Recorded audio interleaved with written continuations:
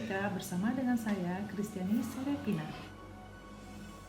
Kita lanjutkan dengan bunga tunggal dan angsuran.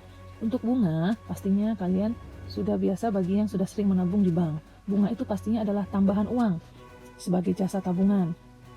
Jadi kalau kita menabung, berarti ada bunganya.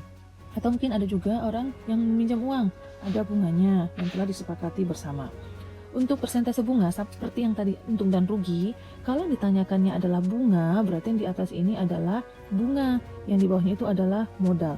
Modal ini apa? Modal ini kalau di dalam bunga tunggal dan angsuran, modal itu adalah tabungannya awalnya sebelum dia dapat bunga, berapa sih tabungannya yang dimasukkan?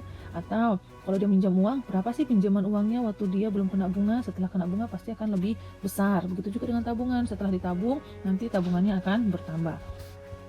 Kita akan lanjutkan dengan bunga tunggal, karena ada bunga tunggal, ada bunga berbunga. Nah, kita di kesempatan ini hanya belajar tentang bunga tunggal, jadi hanya sekali saja bunganya dikasih.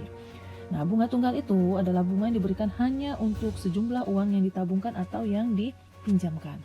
Nah, misalkan nih, kita punya pinjaman atau tabungan, kita anggap aja itu modalnya kita lah. Modal itu kita buat simbolnya M supaya lebih mudah diingat. Ditabung dengan suku bunga, suku bunganya sekian persen, 1%, 2%, kita anggaplah dia P persen. Per tahun, diperhatikan ini per tahun. Jika besar bunga, kita anggap B, setelah T tahun. Nah, rumus yang bisa kita gunakan adalah bunga sama dengan modal dikalikan P persen, dikalikan berapa tahun dia ditabungkan. Nah, kalau kita memperhatikan yang di bawahnya, ada perbedaan, yaitu dia ditabungnya atau dipinjamkannya selama B bulan. B bulan, karena ini dianya per tahun, diingat, 1 tahun itu berapa bulan? 12 bulan. Jadi rumusnya bersama. Ini bunga, modal, persen. Nah, perbedaannya di sini. Kalau di sini karena di sini tahun, ini tahun langsung dikali T. Kalau di sini karena ini bulan, ini tahun, berarti disesuaikan. Berarti ini B per 12, artinya berapa bulan per 12, karena dalam setahun itu ada 12 bulan. Nah, bandingkan lagi dengan yang di bawah. Yang di bawah di sana ada setelah hari, jadi berdasarkan hari. Itu harus diingat, karena di sini pernya tahun, berarti kalau di sini hari, 1 tahun itu berapa hari? 365. Jadi hampir sama dengan rumus yang di atas.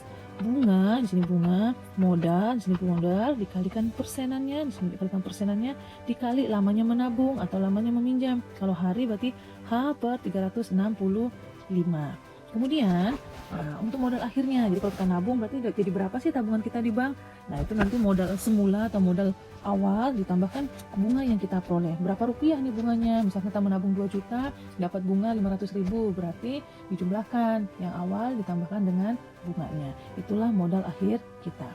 Nah, bagaimana dengan angsuran yang punya utang nih, misalkan kredit motor dan lain-lain. Nah, misalnya kredit motor, dia kredit motor, harga motor kalau dia bayar tunai itu seharusnya 25 juta. Karena dia ngangsur, harga motor itu jadi 35 juta. Kena berapa dia bunganya? Berarti kan selisihnya ini yang kita lihat. Berarti dia kena bunganya adalah sebesar 10 juta. Sampai bertemu di pembahasan selanjutnya.